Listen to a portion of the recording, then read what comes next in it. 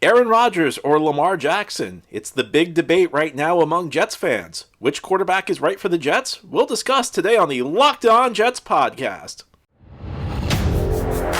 You are Locked On Jets, your daily New York Jets podcast. Part of the Locked On Podcast Network, your team every day.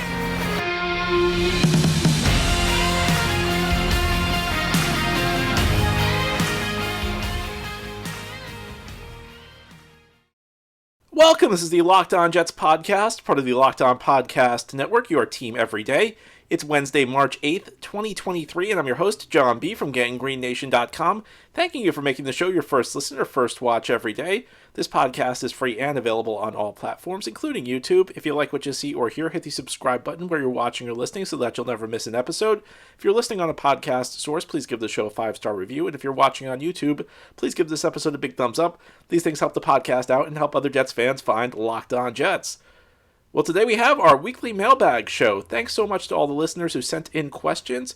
And let's begin with the question that's on all Jets fans' minds. Would you rather have Aaron Rodgers on his current contract in exchange for the Jets' first-round pick this year or Lamar Jackson on a fully guaranteed contract worth around 5 years, $230 million in exchange for our first-round pick this year and next year? Why? Now, I went into detail about this on yesterday's podcast, so please check out yesterday's podcast. But to summarize my views on this, and it seems like I am not in the majority on this, I'd go with Jackson, and it really stems from one reason. Everything else, I mean, there are other reasons, but I think they really all emanate from the same reason. You're getting a 26-year-old instead of a 40-year-old. And the way I look at the NFL is that the best team does not win the Super Bowl every year. There's a big component of luck when we talk about winning a championship. So I'm a big believer in the idea of like the championship window, where you got to be the best way to win the championship is not to put all your eggs in one basket to try and win it all in like a 1-year period, because it's tough to do. You may just have a game where like nobody plays well in the playoffs, or you may just run into a bad matchup. It could be a bad injury. You could have a bad call at a key moment.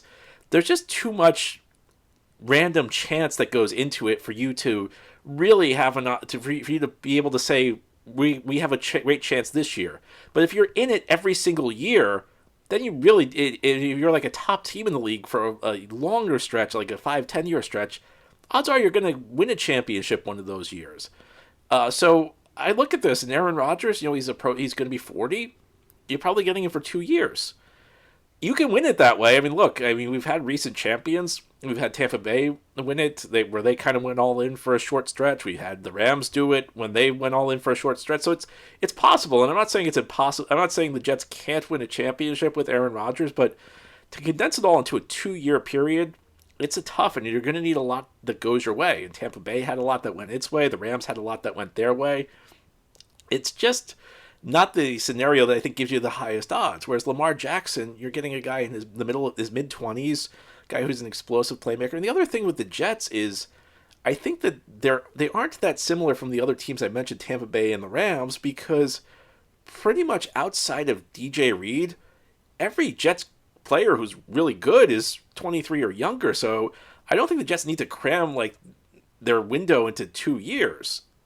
And I think Lamar Jackson gives you a far longer window, and you still get explosive playmaking. So for me, like, this takes out a lot of the subtleties of the debate between Aaron Rodgers and Derek Carr, because there was no question that Derek Carr did not give you the same ceiling Aaron Rodgers did. And part of this is assuming that Rodgers is still a top level quarterback, which I don't know that it's up in the air at this point, because he's coming off a bad season. You could argue that there were excuses, that maybe the injury played a factor, maybe the supporting cast he had without Devontae Adams, not a very good receiver group, played a factor. So I can buy into that. But I guess my thing is, like, even if Aaron Rodgers is still great, it's an uphill battle for the Jets to win the Super Bowl. And I'm not even sure this is a debate. For the Jets to succeed in an Aaron Rodgers trade, they have to win the Super Bowl with Rodgers, because again, it's such a short window. I'm assuming you're giving up good resources for that. So I just don't know that the odds of success are that great with Aaron Rodgers. I mean, yeah, he'd make the Jets better. Well, I mean, if you've been following the Jets the last decade or so, almost anybody's going to make them better. Almost anybody's going to be better than what the Jets had. Are the Jets going to be a competitive team? Well, the Jets were a competitive team last year. So a lot of the arguments that I hear being made short of the Super Bowl, I'm not sure I necessarily agree with. Now, if you get Lamar Jackson, I think you also have to win a Super Bowl, but you have a much longer window. So, and the other aspect of this is, we were talking about paying Aaron Rodgers, it'd be $60 million in dead money in 2025, or 30 in 25 and 30 in 2026, versus a point where you'd still have Lamar Jackson in his prime. So I look at this, and to me, I would be more interested in Lamar Jackson. And there are other factors in this. Rodgers' contract is just a bad contract. Now, maybe the Jets and Green Bay can work something out there, and at this point, it feels like the only team that's...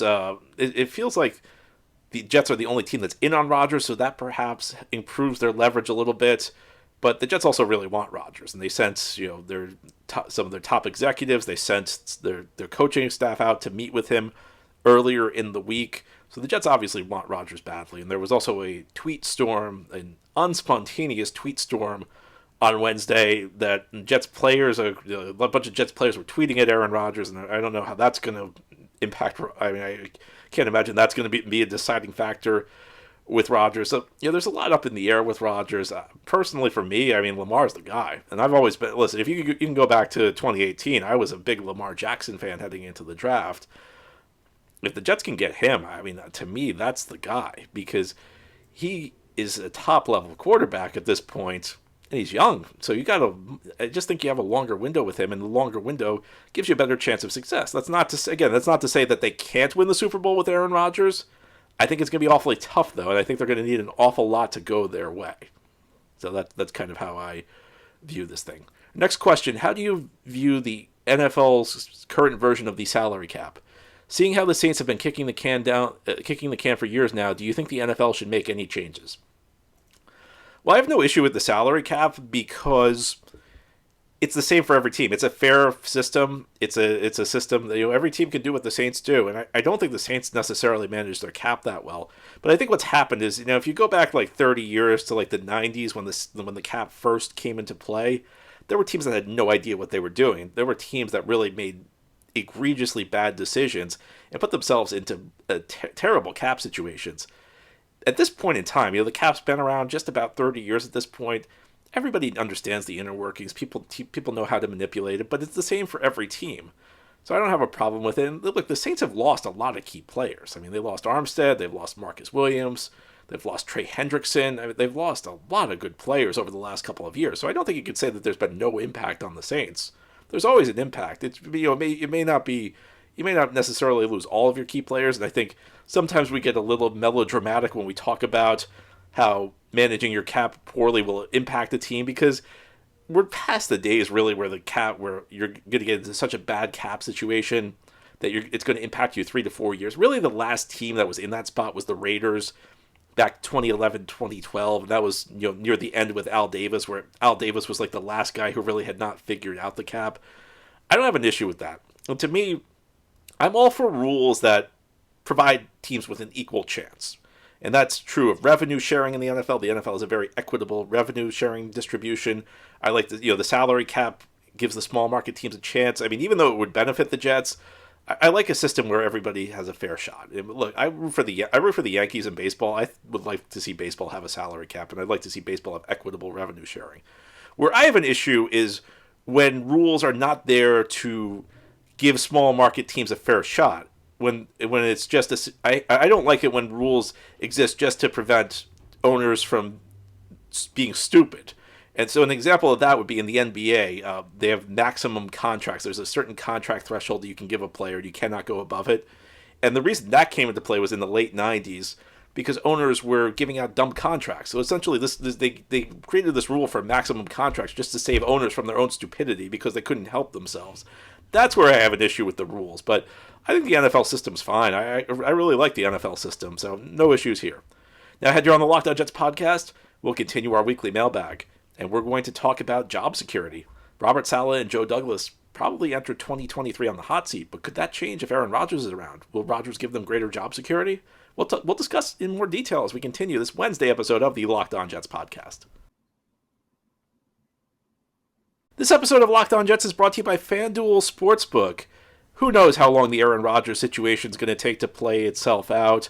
Hopefully we don't have to wait until the NBA playoffs. Well, right now it's about the midway point of the NBA season, and it's the perfect time to download FanDuel, America's #1 sportsbook, because new customers get a no-sweat first bet of up to $1,000. That's bonus bets if your first bet doesn't win.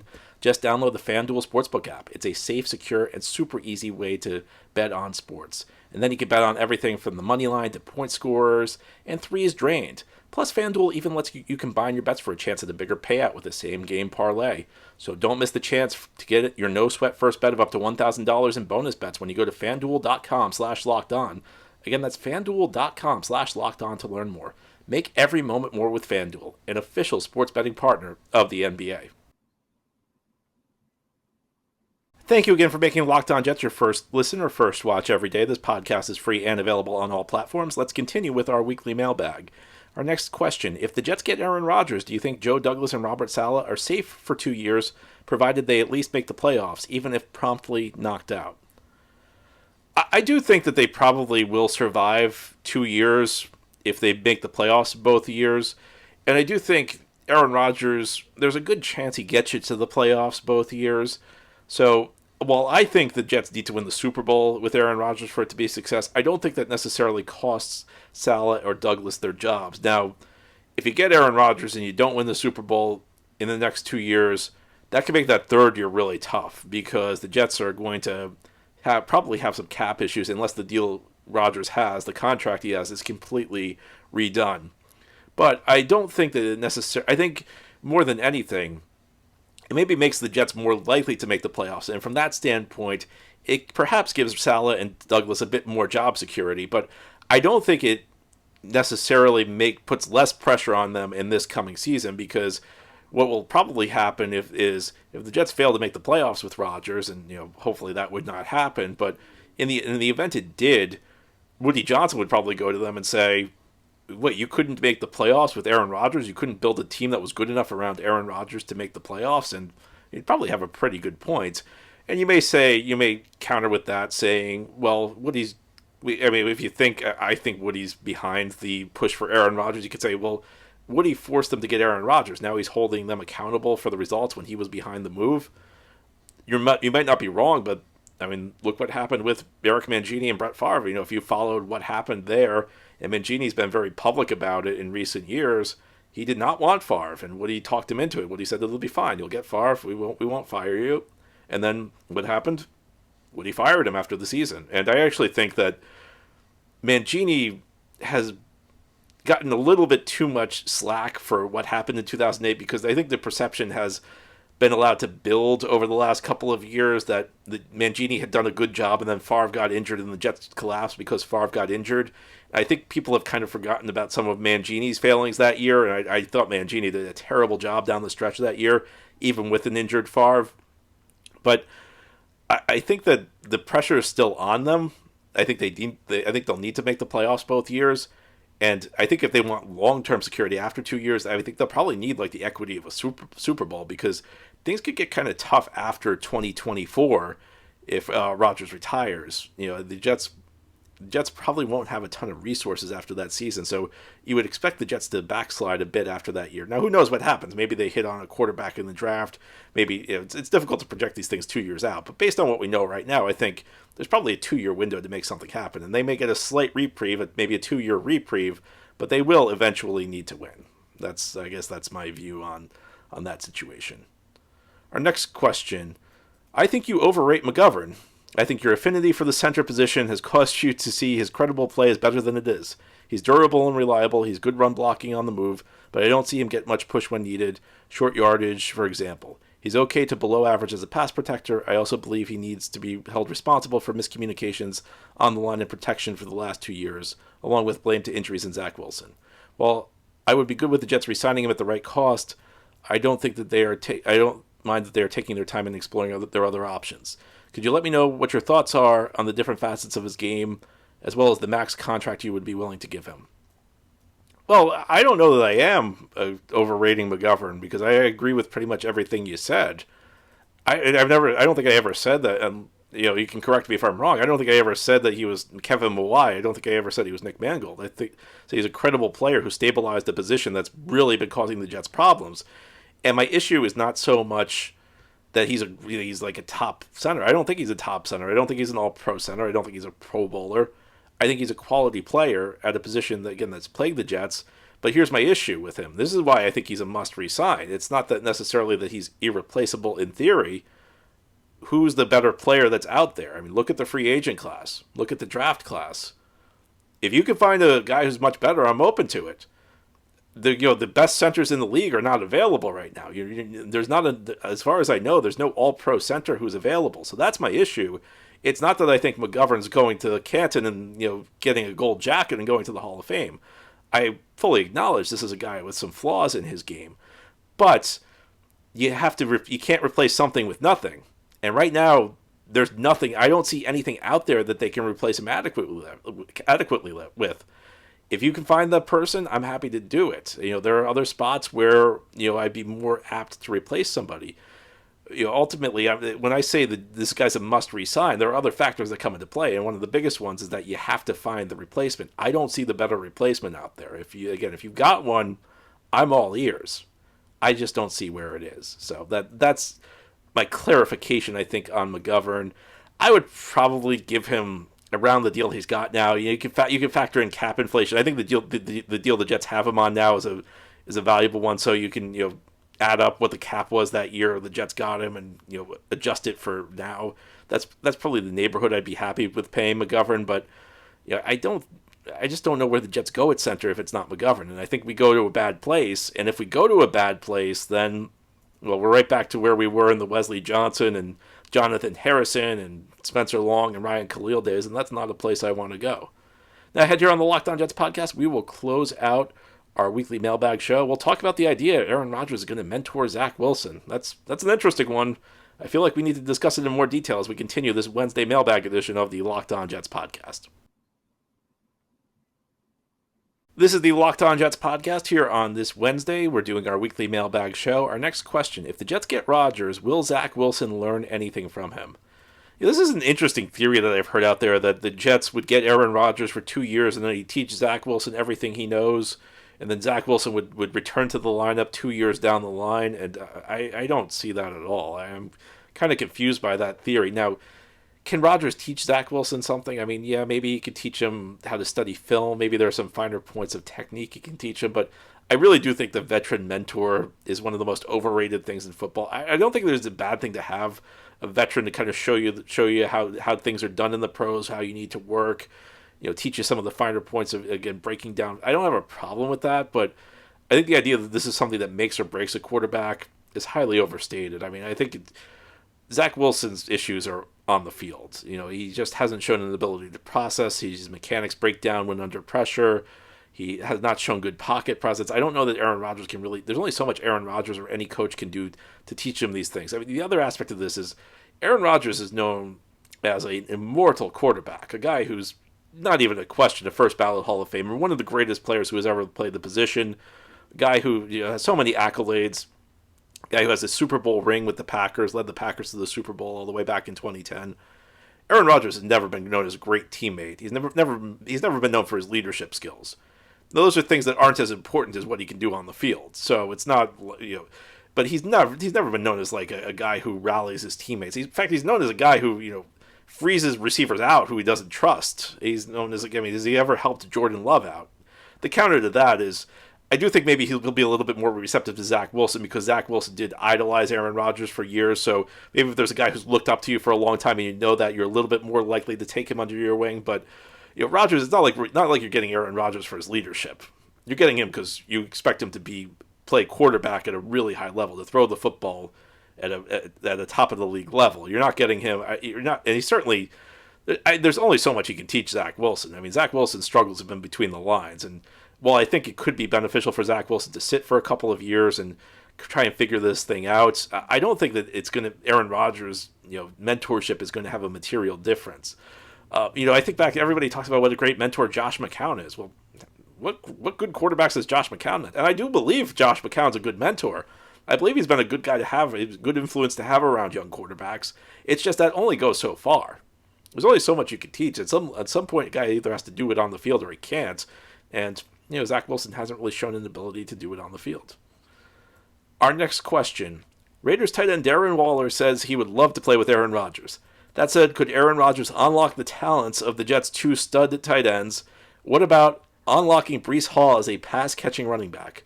I believe our offensive coordinator loves using running backs as receivers. Is that correct?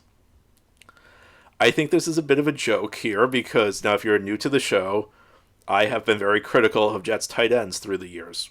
And not unfairly so. Jets tight ends through the years have been, how should I put this diplomatically, awful. Including the two guys they signed last year, Tyler Conklin and CJ Uzomah. These are guys who have not been productive players for the Jets. You go before him, Ryan Griffin was one of my favorite targets of criticism on the show for a number of years.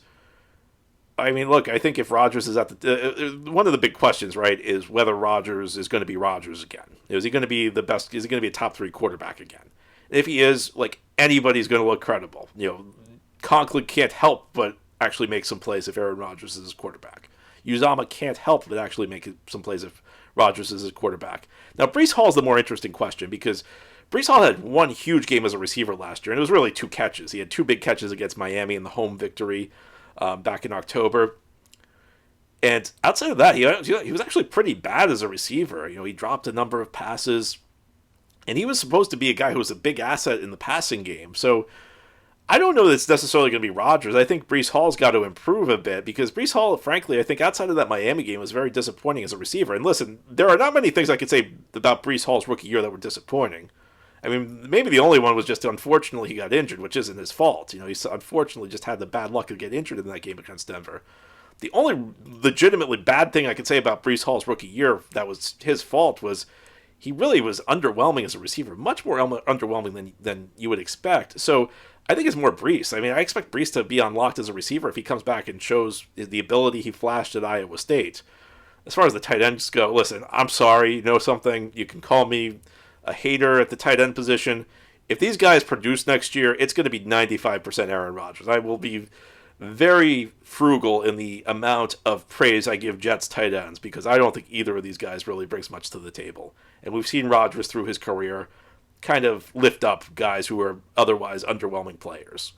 Now that's all for today's episode. This has been the Locked On Jets podcast, part of the Locked On Podcast Network. Your team every day is our motto. As always, if you enjoy the show, hit the subscribe button where you're watching or listening so that you'll never miss an episode. If you're listening on a podcast source, please a 5-star review. If you're watching on YouTube, a big thumbs up. These things help the channel out and help other Jets fans find the podcast. Hope you have a great Wednesday, everybody. We'll be back tomorrow to talk more Jets.